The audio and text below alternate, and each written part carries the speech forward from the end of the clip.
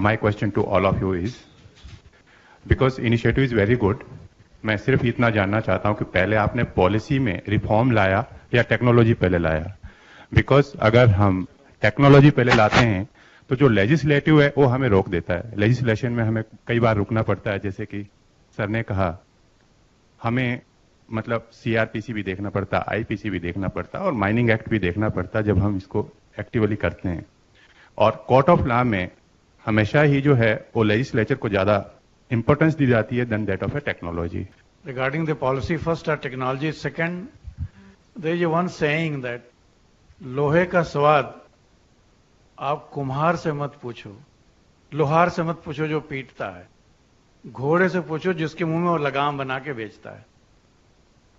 Time has come to evaluate this, who is the user of particular system, not who has developed it, or which technology, state-of-art technology has been used. So my answer to this is that it's a endless, answer to this question is endless. And you will never be able to solve it. So don't attempt solving this question. You know, in exams, we always select this question, delete it. So this is a question, don't try to solve it. Otherwise, you will end up nowhere. That's a question generally answered by the academics who will sit in some university and write papers on that. That's not for the administrators. For administrators, the first thing which we are supposed to do is the action. Take action. Initiate something. Sir, I was trying to attempt the last answer to the question which was asked just before the lunch session, that whether it's a technology or legislation which should come first.